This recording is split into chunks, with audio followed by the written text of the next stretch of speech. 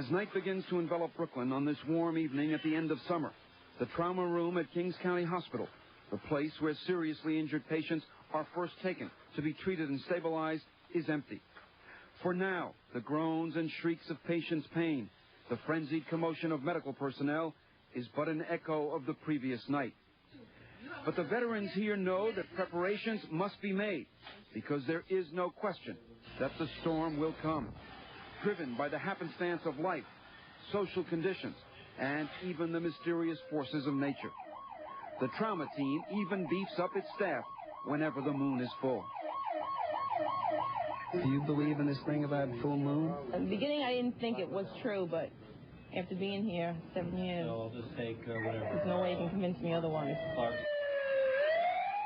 Tonight, even before the ambulances begin to bring back their awful catch, suddenly, as if from nowhere, there's a young man bleeding inside the trauma room. Keep your arms still. What is it about? This, and not an ambulance, is what brought him to the emergency room. He had been on the passenger side. Somehow the driver managed to maneuver through and out of that hail of bullets, deliver himself and his friend to the hospital.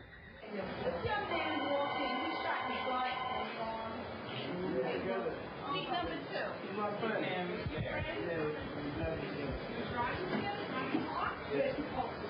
2. This guy made an operation on his elbow, and this guy over here, we just have to make sure he doesn't have an intracranial bleed. He looks okay right now; he's intact neurologically, but we'll have to rule that out. We'll probably get a CT scan out of him. Did you like pass out? You know what I mean? Yeah, well, I just dazed and I came right back true. Do any drugs or anything like that? No, okay, I have to ask. The doctors, nurses, and technicians have questions they need answered. And in circumstances like these, so do the cops. And I couldn't see, man. I was just driving. I was surprised as much as you. I reversed all the way out back. You go there, you question some of the people on the block. That's the problem. They said that you shot out of the car. I shot out of the car. He agrees to talk to us so long as we don't show his face. He's not any more forthcoming about the incident or his business. But this is what he acknowledges about the environment he moves in. There's a lot of guns out there. You know? People, when they feel that they have a gun, they feel like they have power. You know? And people have them. There's little kids have them. Everybody has them. They're easy to get.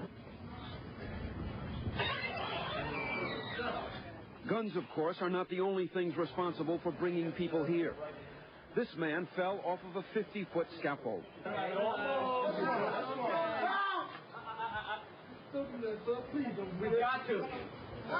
Treating accident victims such as this one, or ones involving motor vehicles, used to define the work of a trauma unit.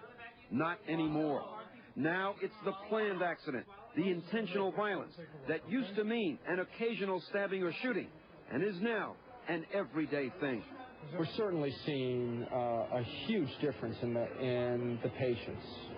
They're younger, there are a lot more of them, and they're hurt a lot worse.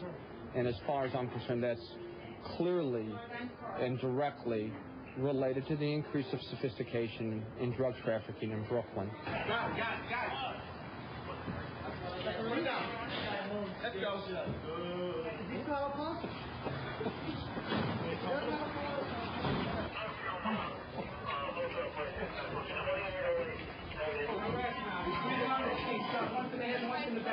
Of the 2,500 people a year now being treated in this trauma unit, 70% are injured by what doctors call some type of penetrating mechanism.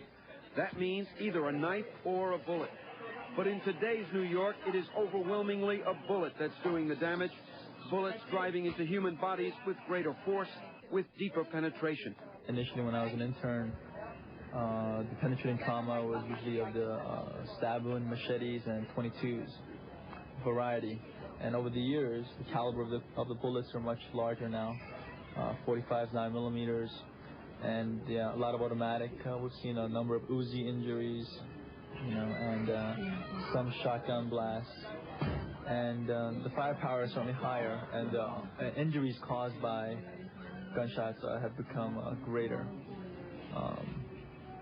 due to the amount of soft tissue damage that these larger bullets cause. We're seeing organized violence here. This is big business enforcement. And the people that are getting hit are now 14, 15, 16, not 26, 27, and 28.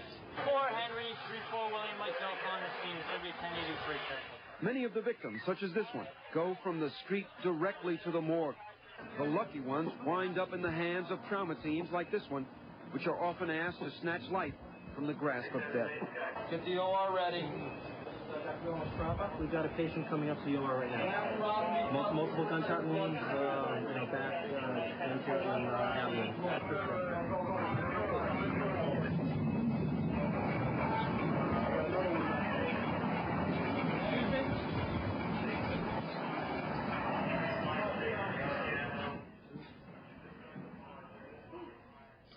Well, a furious battle to save that young man's life ensued in an operating room 1 floor above.